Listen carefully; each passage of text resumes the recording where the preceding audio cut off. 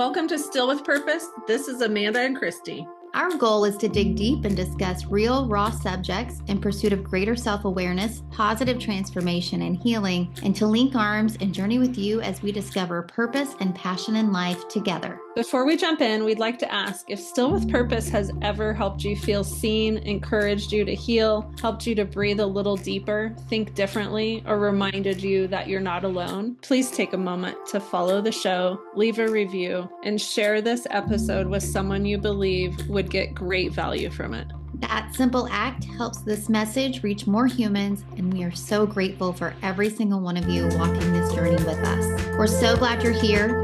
Let's get into today's conversation. Hi, welcome back this week. We're talking about this question. What if the biggest source of conflict in your life isn't other people, but the fire you keep feeding?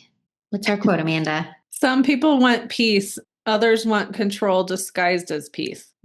This one's an important one, in my opinion, because I used to be fully about all the chaos and I didn't understand how to get to peace. So now that I've done so much work to get on the other side and actually enjoy peace and really am uncomfortable in chaos, I just want to talk about it because it's really important conversation to have, because I did think I was peaceful back then. And I questioned, why is all the drama coming towards me? Well, I was probably stoking the flames of that drama, So I want to talk a little bit about, there's a massive difference between someone who creates peace and someone who only talks about wanting it. A peacemaker brings steadiness, clarity, humility, and emotional maturity into a situation. Chaos-driven people often do the opposite without even realizing it. They stir tension. I call them the pot stirrers, provoke reactions in other people. I think you guys have some names coming across your mind as you're listening to this. They revisit conflict over and over instead of, choosing out of it. They escalate emotions and then wonder why peace never stays in their life. And that's why I'm bringing this subject forth today on our podcast to chat about a little bit. What are your thoughts just listening to that? Well, it makes me wonder, is there a lack of forgiveness maybe in those people? Because when you revisit something over and over and over, especially with the same people, and I've experienced that, it feels like there is a lack of forgiveness there. And if it's someone who's saying they want peace, yet stirring the pot and going back to the same conflict, could that be the problem? I would say absolutely, because they haven't let it go. The need to be right's in there, that they got screwed over or hurt or whatever. But ultimately, it's about integrity. They're out of integrity with themselves and what they say they want. And so now just chaos is spinning. But so I wonder, is it a need to figure out what they truly want? It kind of goes into a lot of the stuff we talk about. Instead of pointing the finger on other people and blaming other people, how can you come back to, hey, if I really want peace, joy, love, kindness in my life and the fruit of the spirit, then am I more committed to chaos or am I more committed to joy? And if you only have chaos around you, you're more committed to chaos. And then, like you said, even if you get to the point where you're asking that, it's not just about talking about it. It's, okay, well, what steps do I need to take to make some changes? Yeah. And it goes back to exactly what you said. What do I actually need to forgive in myself and others in order to be at peace with myself? Right. In peace with my creator. Because therefore, relationships are going to change. Hey, which ones are not healthy at this point? That's constantly stoking my fires or triggering me. Either a conversation needs to happen or a choice needs to be made. Have the hard conversations. This isn't a relationship that's really thriving on my end or on both of our ends. And what are we going to do about it? But a lot of people don't recognize that they are holding the lighter fluid while praying for calm. They say they hate drama, but subconsciously feel alive inside when there's emotional intensity. And I know that you and I have both been on both sides of this probably. So sometimes chaos becomes familiar because it distracts from what's actually happening internally. And that's kind of what we were talking about. Insecurity, fear, rejection, jealousy, feeling unseen, loss of control, or unresolved pain. When someone feels powerless internally, internally. They often try to control externally. They provoke, withdraw, manipulate, push buttons, create emotional reactions. Suddenly, the attention shifts away from their wounds and onto everyone else's responses. The problem is that chaos always spreads. It affects marriages, families, friendships, workplaces, and even the emotional atmosphere people feel when you walk into a room. People can feel your chaos or your peace. Animals can feel your chaos and peace. Yeah, we've talked about it before, just feeling energy from people. I had someone say to me yesterday, "Hey, you looked really sad the other day. Was everything okay?" And it had been a hard day. And I talked a little bit about what had gone on that day. And this person said, "So I wasn't wrong. I didn't pick up on that wrong." I said, "No, you didn't at all. You were exactly right." And I was thinking about it afterwards, just how crazy it is. Certain people, I think it takes a person who wants to be in tune with other people and who is in tune with themselves to be able to pick up on stuff like that. But we certainly put off a feeling and an energy and a vibe when we're in a hard place or going through something difficult or everything's chaotic or we're stressed. It can be felt and it can be seen. Do you feel like now that after we've done so many podcasts talking about so many tools and changes that we could personally make in our life, do you feel like you have the tools now to where you would catch if you were in complete chaos at any moment and be able to stop it or turn it around or walk away from it? I do definitely catch it. It's still hard sometimes not to be drawn in. Mm-hmm. You know, that feeling of not really wanting to be right, but like saying my piece kind of thing. Like, it's easy to feed into that and be a part of the chaos. But I also think on the flip side, when I'm feeling something, I don't want to try to hide it. And so I'm not saying necessarily chaos, but like maybe sadness or maybe disappointment, grief. I'm okay also showing that more. When before maybe you were the everything's fine. Like you Right. talked about the rainbows, everything's great. Everything's Toxic good. positivity. Yeah, which I still have a tendency to do that. And I think even when I am feeling sadness or disappointment or grief, I still tend to, I'm good, everything's good. But there's a bigger element of truth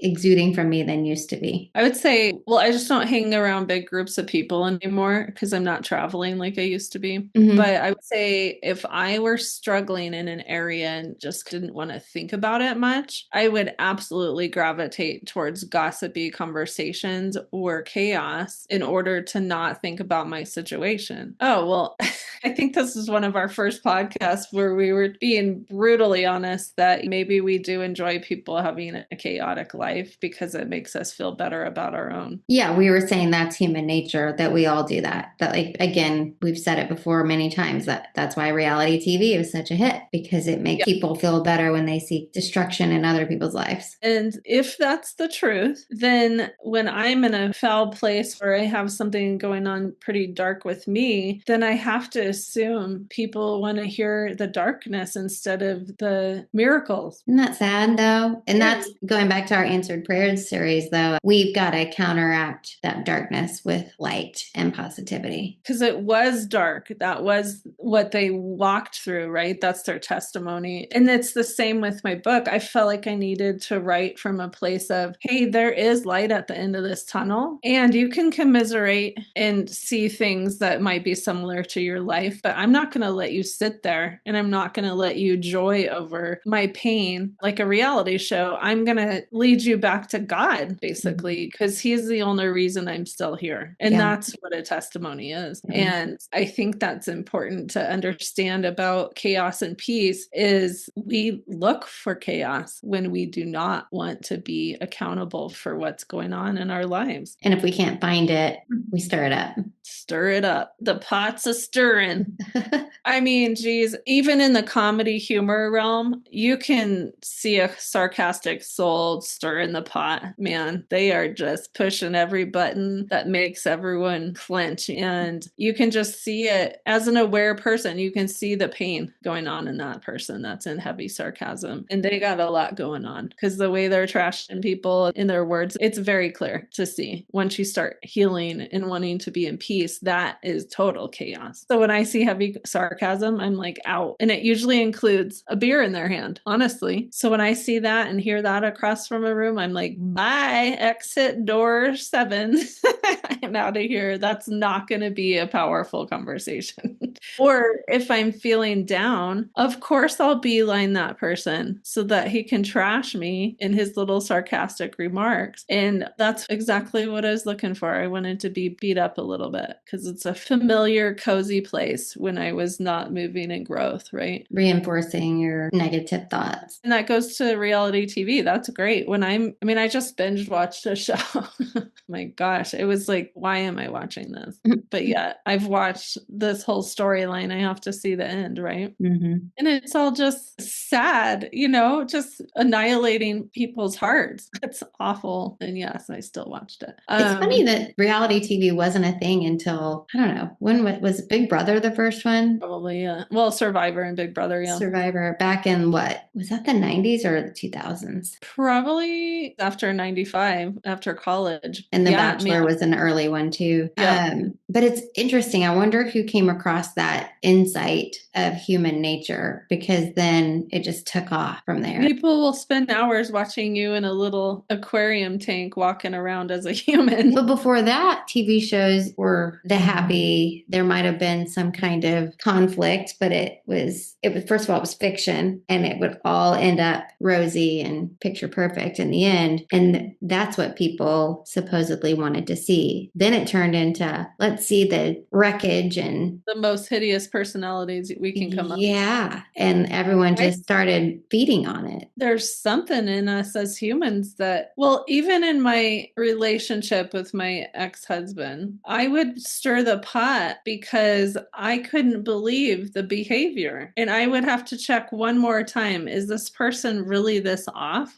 Is this person really this hateful or hurtful? And dang, I set him up and he hit a home run every time. And it was nuts until you stop the madness and you decide, no, my joy and peace is worth more than this. I don't need to be right anymore, that this is what I deserve in life. Yeah. For people who haven't read your book yet, you should, because I was just shocked at some of the behaviors. But at the same time, I've seen them in people in my life too. And it's like when you're coming from a place where you don't want that type of chaos or drama, man, it's just so easy to point out how off it is. Wouldn't you say once you make that solid decision that my joy is not going to be stolen anymore, wouldn't you say your cutoff game's pretty solid? Yeah. And I also think it's going back to what we've talked about before. It's a spiritual thing. It's good and evil. It's light and dark. And once you've made that decision that you want to live for God and God to be part of your every step and moment, being around anything that is chaotic or hateful or sarcastic, it just feels so wrong.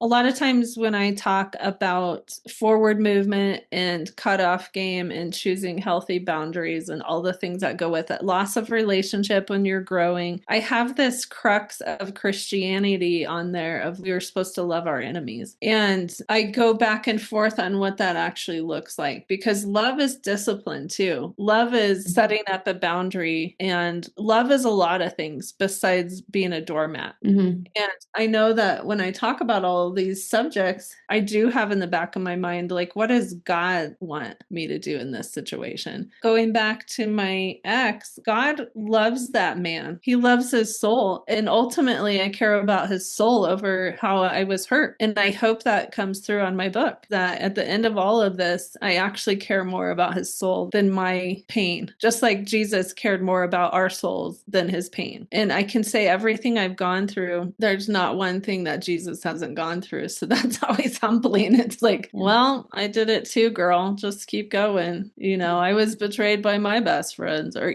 all this stuff. He's been through it. So he knows. And that's what gets me through to the other side. It's not about being right. It's not about you hurt me more, I withstood more. It's about, in the end, it's like you said, God loves you too. God created you too. And whether or not we can get along or not anymore, I still love you as a human, and I want the best for you and your soul. Yeah. I offer you forgiveness, but trust is a totally different thing. Yeah. Or now you're being disciplined like a small child, and I am choosing out of your energy and temper tantrums and space and anger. Right.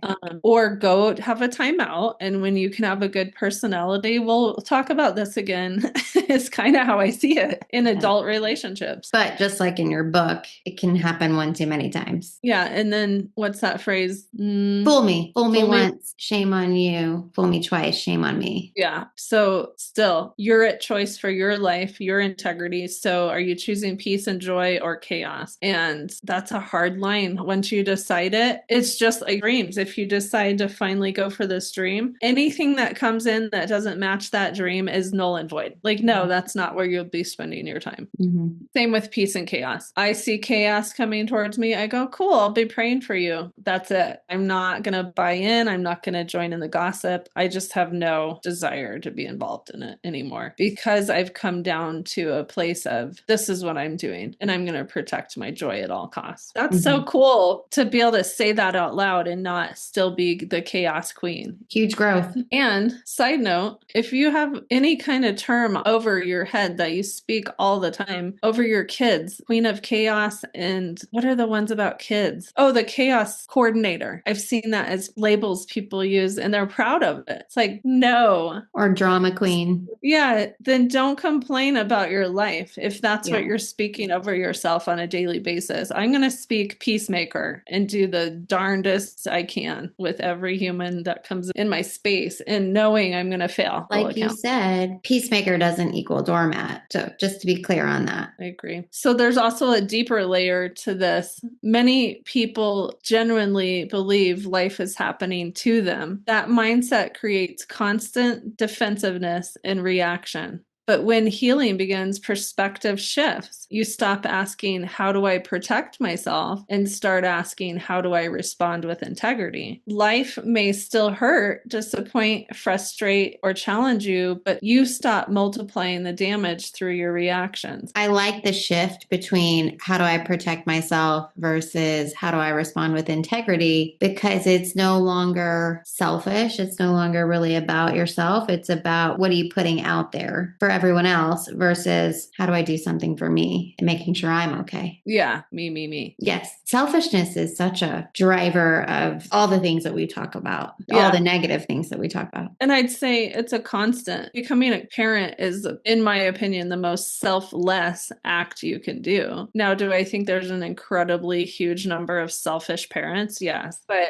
if you take on parenting from the way I believe it should be done, is you're giving up yourself and your needs for quite a long time and putting others' needs before yours and thinking about others first, but also then finding that can be a pendulum swing. Now you're all the way over doormat over here and no help. And then you're complaining and miserable over there. So there's a healthy boundary there somewhere. Right. So basically being a peacemaker doesn't mean avoiding hard conversations or pretending everything's okay. Real peace is honest, mature, grounded. It requires emotional responsibility. It means learning to pause before reacting, learning to regulate yourself instead of making others carry your emotional storms. It means becoming safe internally so you stop needing chaos externally. And then one of the biggest shifts in healing, in my opinion, is realizing your energy affects every room you enter. You either drain people or you strengthen them. You either create safety or tension. You either calm the fire or you feed it. And sometimes the hardest piece to create is the one inside yourself. I like the phrase being safe internally. I think that's where we have to start. And that goes back to our relationship with God and finding peace in God and in ourselves, releasing fear and doubt and trusting that He's in control. And that's how you obtain peace internally. And I don't think that you can become a peacemaker externally until that happens. Yeah. Like take a moment to think of the people you thought about as the chaos makers as we were talking about all this stuff and really think about their life. Or if you're the chaos person, what is going on internally? Really look at that and decide what are the things that could shift you into peace. And it's getting rid of shame. It's close relationship with God, having forgiveness conversations. It's doing the hard work for the peace. And I can say, man, this last 8 years for me has been the most peaceful of my life. And yet there's still really hard things going on. And there's also been a lot of chaos makers that have come through. It's just I haven't signed up for the program for longer than sometimes years, but also how much voice do they have in my life? That's a boundary. And it's also, you can't get rid of shame until you get rid of what's causing the shame. Yeah. So it's identifying what behaviors or addictions or activities numbing are causing shame, and start making changes. Yeah. So I thought this would be a good conversation about peace and chaos, just from a different angle and something to think about this week. What are you more committed to, joy and peace or chaos and darkness? And it's all up to you. Great question. Shall we add on to that question with some reflection questions? Yep. Where in your life are you unintentionally adding fuel to conflict instead of diffusing it? And what emotion are you actually trying to soothe when you react, escalate, or create tension? And what would change in your relationships if you fought harder for peace than for being right? If we were all intentional of having peace, the conversation would go so much differently if both sides were committed to that. Oh, yeah. So different. It would change up your whole relationship. So dig into those questions and we will catch you next week. All right. Thank you, everyone. Thanks so much for joining us today. We know your time is valuable and we're truly grateful you spent part of it with us. We hope this conversation stays with you and helps you move through the week with more clarity, peace, and purpose. Be sure to visit us at StillWithPurpose.com. And there you can read our bios, sign up for email encouragement and updates on exciting announcements, and also join our Facebook community. And if Still With Purpose has encouraged you in any way, please remember to follow, leave a quick review, and share with a friend. It helps more people find these conversations. Have a phenomenal week, and we'll see you next time.